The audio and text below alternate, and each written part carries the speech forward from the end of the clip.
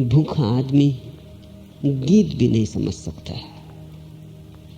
भूखे के कान पे तुम वीणा बजाओ तो उसे सिर्फ स्वरों का उत्पात मालूम पड़ेगा। भूखा आदमी कहेगा बंद करो,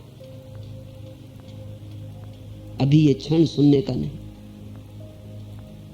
बंद करो ये वीणा, इससे चोट पड़ती है, इससे हृदय में घाव होता है। भूखा आदमी चांद को भी देखे तो चांद भी उदास मालूम पड़ता है। भूखा आदमी फूल को भी देखे तो फूल को भी खा जाने का मन होता है, फूल के सौंदर्य को अनुभव करने का नहीं। जैसे शरीर की जरूरत पूरी होती है, मन की जरूरत उठती है। जो लोग शरीर की जरूरत में ही उलझे रह जाते हैं, उसे वासना बना लेते हैं, वो अभागे। उन्होंने पहले पायदान को ही घर बना लिया, वो सीढ़ी थी, उससे आगे जाना था, अभी बहुत रहस्य बाकी थे।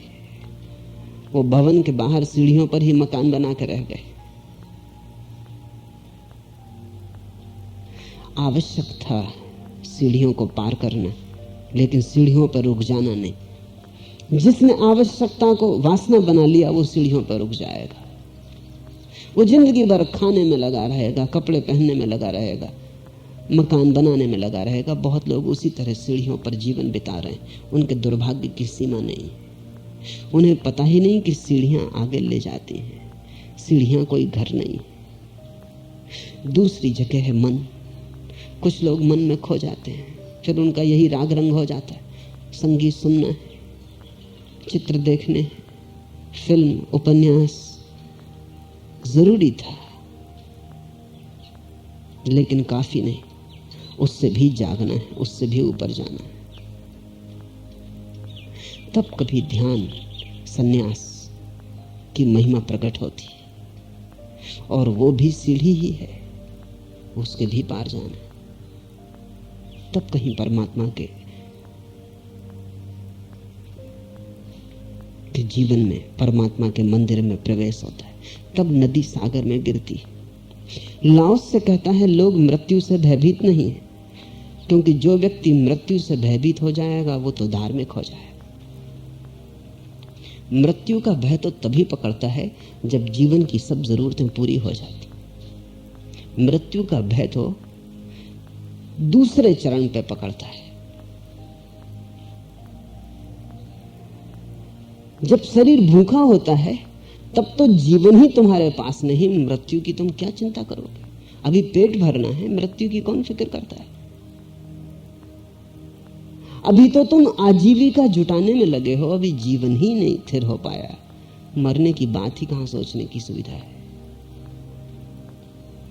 तो लाओस से कहता है लोग मृत्यु से भयभीत नहीं है, क्योंकि वे जीविका कमाने के लिए चिंतित है, उनका पेट भूखा है, भजन वे नहीं कर सकते। अभी मौत का बोध भी नहीं उठता उन्हें। बुद्ध को उठा मौत का बोध, क्योंकि शरीर की जरूरतें पूरी थी, मन की जरूरतें पूरी थी।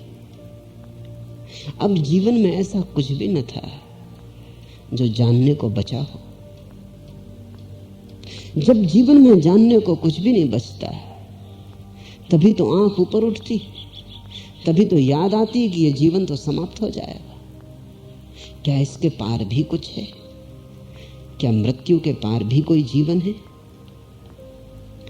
बुद्ध के समय में भारत में बड़ी धार्मिक घटना घटी, क्योंकि देश बड़ा संपन्न था, देश बड़ा सुखी था, लोगों के पेट भरे थे, उनके खलिहान खाली न थे, लोग प्रसन्न थे। बुद्ध के पीछे हजारों लाखों लोग चल पड़े, महावीर के पीछे हजारों लाखों लोग चल पड़े। देश निश्चित ही बड़ी अद्भुत शांति की अवस्था में रहा होगा। भूख नहीं थी, भजन हो सका। तो बुद्ध के समय में भारत ने शिखर देखा अपनी संपन्नता का। लाओस से कहता है लोग मृत्यु से भयभीत नहीं, क्योंकि जीवन ही उनके पास नहीं, खोने को कुछ पास नहीं, मृत्यु छीनेगी क्या उनसे? वे आजीविका जुटाने में लगे हैं, किसी तरह रोटी रोजी पूरी हो जाए। और गरीब आदमी धार्मिक नहीं हो सकता। व्यक्तिगत अपवाद मिल जाए वो बात और, लेकिन नियम यही है कि धार्मिक आदमी होने के लिए शरीर की जरूरतें पूरी हो जानी कम से कम जरूरी है, अन्यथा आदमी वहीं उलझा रहेगा। मैं देखता हूं अगर मेरे पास धनी व्यक्ति आता है तो उसके सवाल कभी कभी धार्मिक होते हैं। गरीब आदमी आता है उसका सवाल धार्मिक होता ही।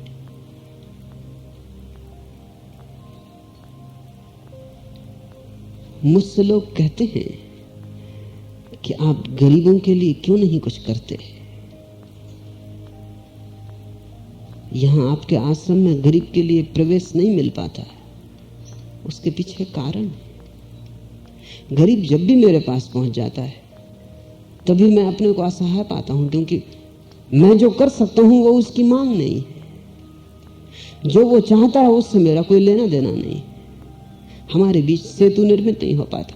एक गरीब आदमी आता है, वो कहता है कि मुझे नौकरी नहीं। वो ध्यान की बात ही नहीं पूछता, उसको प्रार्थना से कुछ लेना देना नहीं। वो मेरा आशीर्वाद चाहता है कि नौकरी मिल जाए।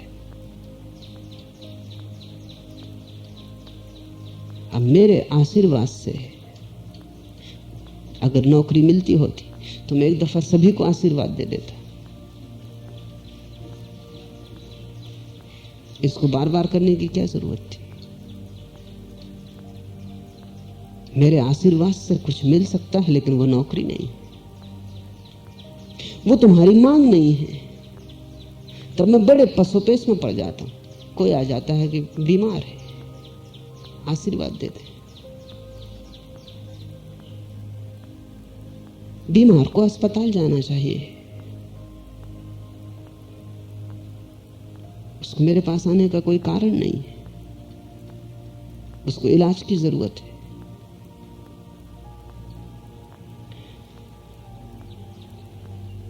जब भी गरीब आदमी आता है तो मैं पाता हूं उसकी कोई चिंतना धार्मिक है ही नहीं। वो मेरे पास आना भी चाहता तो इसलिए आना चाहता है।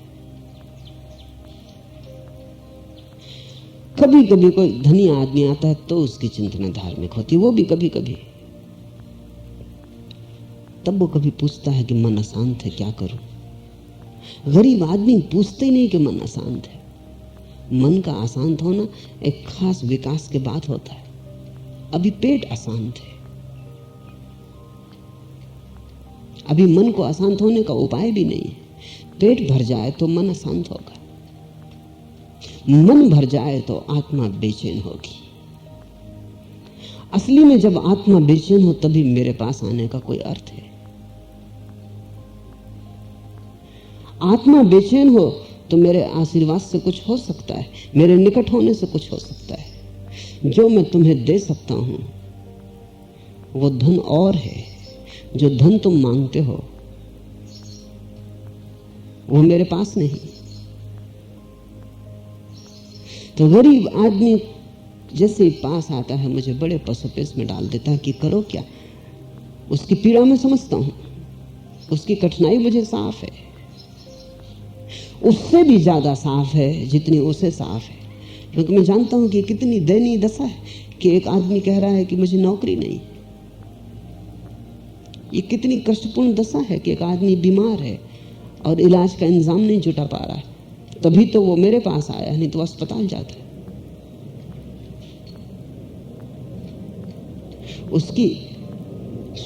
उसकी आकांक्षा बड़े क्षुद्र की है।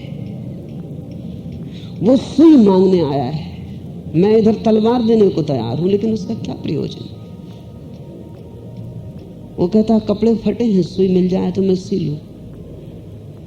मैं उसे तलवार भी दे दूं तो वो क्या करेगा, कपड़े और फाड़ लेगा। तलवार से तो कोई कपड़े सिए नहीं जाते। गरीब आदमी के मन में धर्म का विचार ही नहीं उठ पाता। अपवाद छोड़ दे, कभी 100 में एक आदमी गरीब होके भी धार्मिक हो सकता है, लेकिन उसके लिए बड़ी बुद्धिमत्ता चाहिए।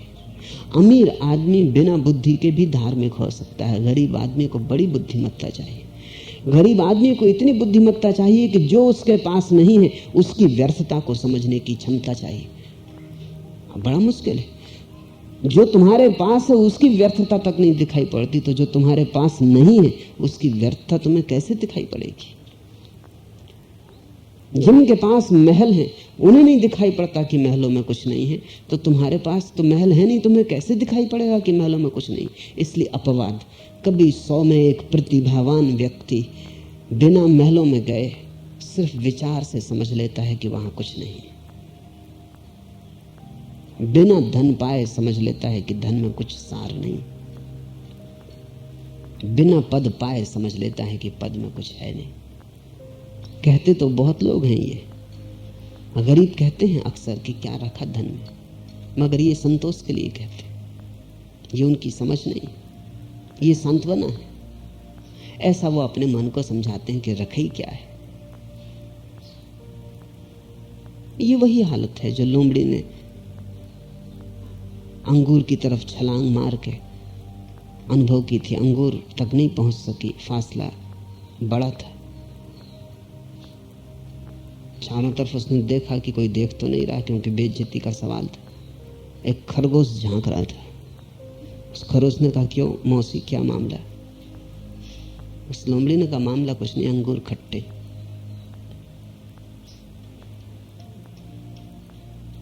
छलांग छोटी है, इस कहने में तो अहंकार को चोट लगती। अंगूर खट्टे हैं, छलांग की जरूरत ही नहीं, बेकार सोच के छोड़ दिए। बहुत से गरीब आदमी कहते मिलेंगे, क्या रखा धन में, क्या रखा महलों में, क्या रखा पदों में। इससे ये मत समझ लेना कि समझ आ गई। ये तो सिर्फ सांत्वना है। ये तो गरीब को अपने मन को समझाने का उपाय है। जो पाया नहीं जा सकता उसमें कुछ रखा ही नहीं है, इसलिए तो हम नहीं पा रहे, नहीं तो कभी का पाके बता देते। ये वो कह रहा है, अंगूर खट्टे। लेकिन जब कभी गरीब आदमी को वस्तुतः समझ होती, ऐसा हो जाता है क्योंकि अनंत जन्मों से समझ संग्रहित होती। किसी जन्म में तुम अमीर भी रहे हो, महलों में भी रहे हो, बड़े सुख जाने हैं, तो उस सबसे संग्रहित समझ के आधार पर कभी कोई गरीब भी धार्मिक हो सकता है। अन्यथा गरीब आदमी की आकांक्षा धार्मिक तक पहुंच नहीं पाती, उसकी छलांग छोटी है, उसकी मांग छोटी चीजों की है। अब मेरी तकलीफ तुम समझ सकते हो।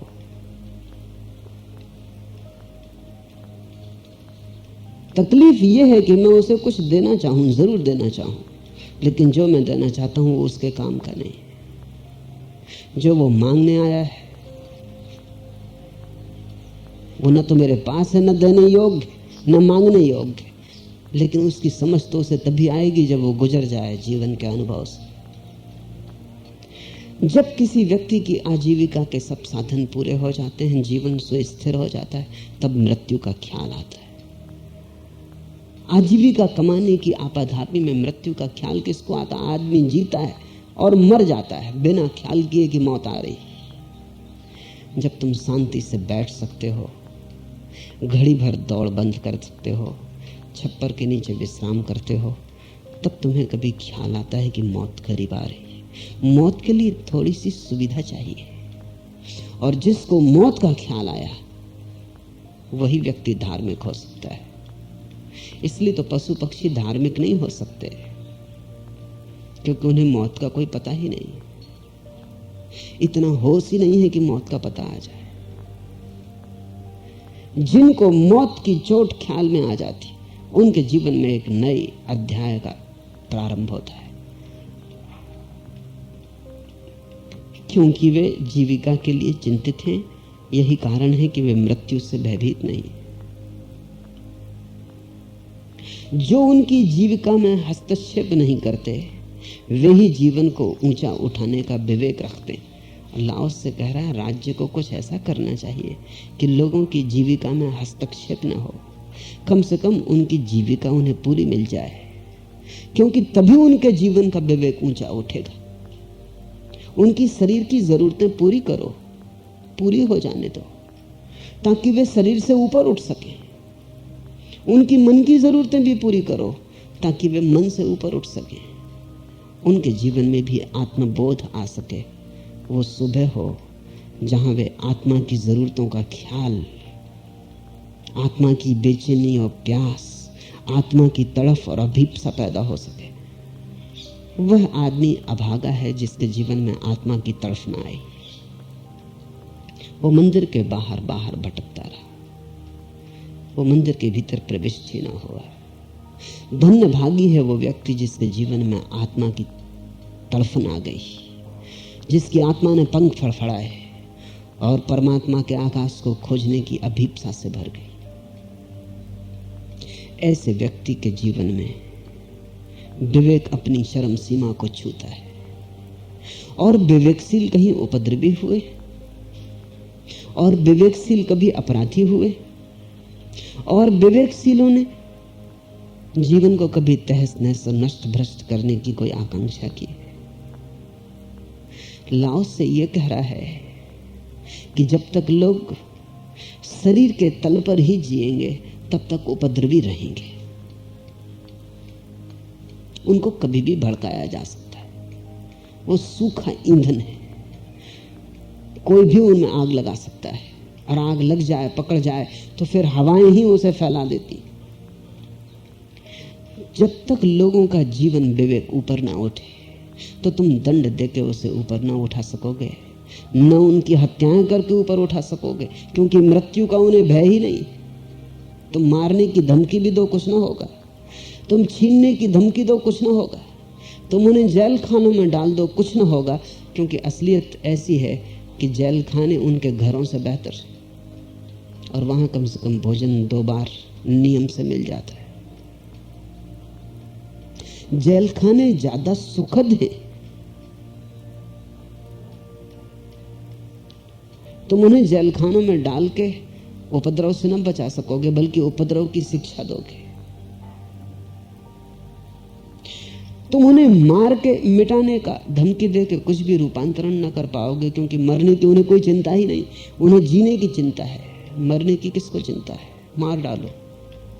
तुम्हारी गोलियां उनकी छातियों को छेद देंगी, लेकिन उन्हें बदल ना पाएंगी।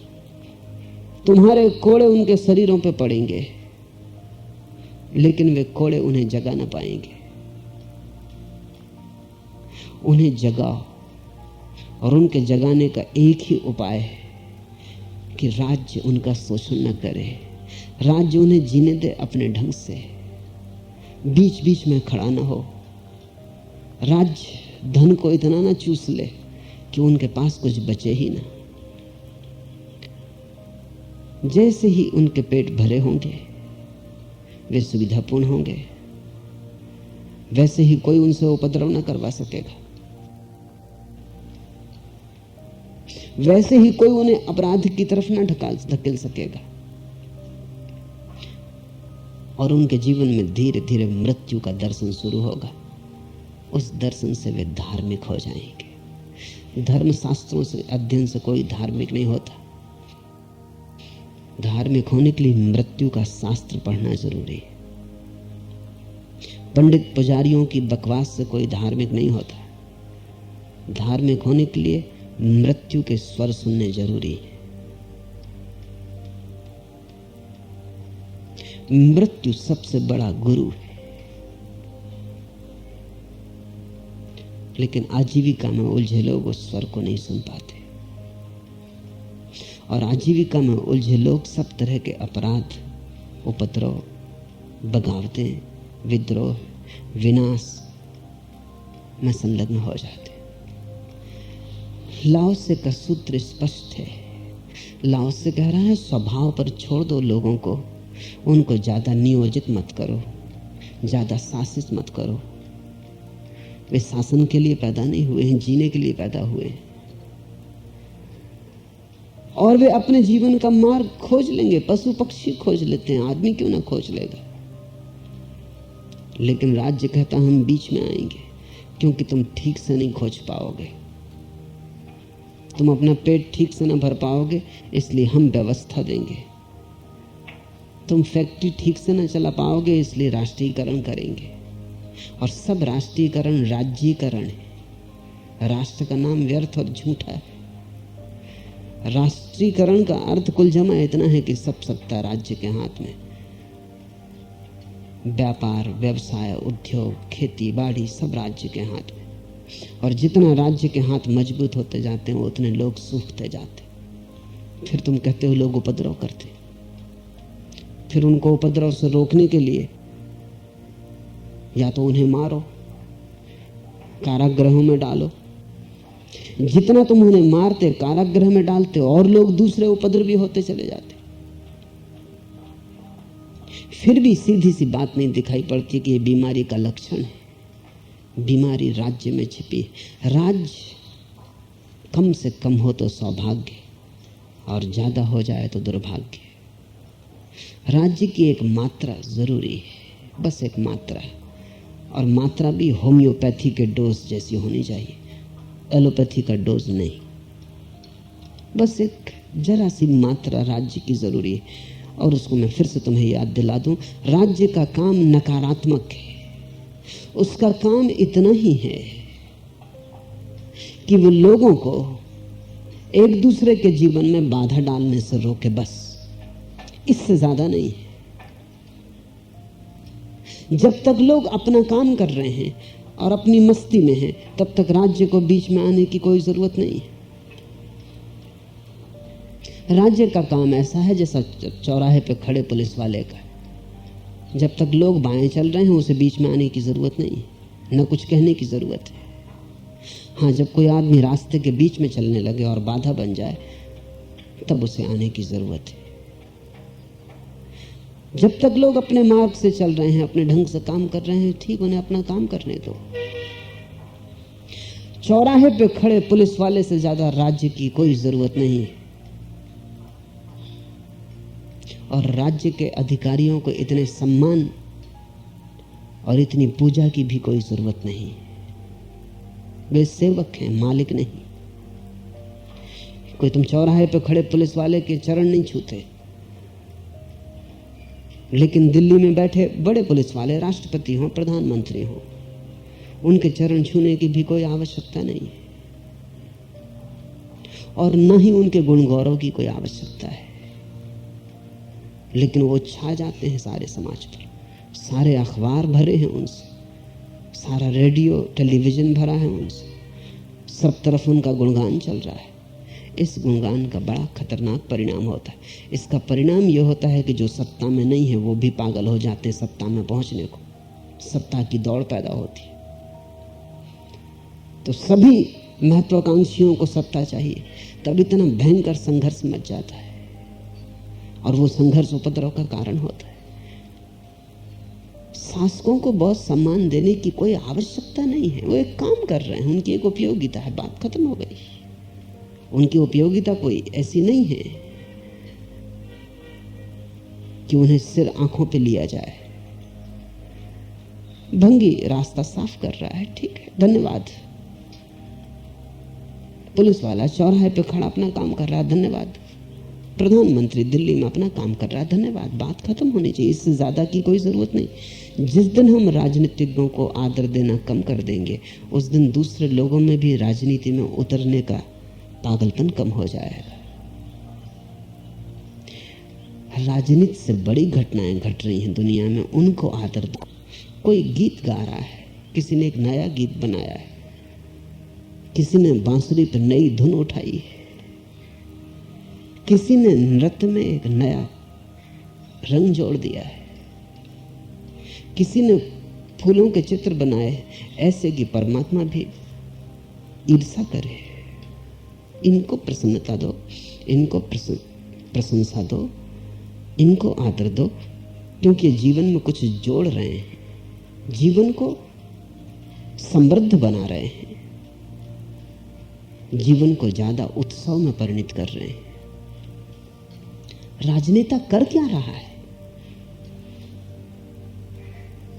जीवन को कौन सा दान है उसका? ज्यादा से ज्यादा उसकी स्थिति इतनी है जैसा द्वार पर बैठा पहरेदार है, ठीक है, काम ठीक करे तो धन्यवाद, काम ना ठीक करे तो कान पकड़ के उसको अलग कर देना है। कवि हैं, चित्रकार हैं, नृत्यकार हैं, मूर्तिकार हैं, संगीतज्ञ हैं, जो जीवन पर बड़ी अहिर्निश वर्षा कर रहे हैं, जो मन की जरूरतें पूरी कर रहे हैं, उनको धन्यवाद दो। किसान है, मजदूर है, उसको धन्यवाद दो क्योंकि वो शरीर की जरूरतें पूरी कर रहा है। फिर कोई संत है जो आत्मा की प्यास को वर्षा दे रहा है, जो मेघ बन के बरस रहा है, उसको धन्यवाद दो। राजनीतिक का काम एक कोने में पर्याप्त है, सारे जीवन पर छा जाए आकाश की तरह, ये विक्षिप्त बात है। लेकिन राजनीति छा गई है, इस बुरी तरह छा गई है कि उसने कुछ और छोड़ा ही नहीं।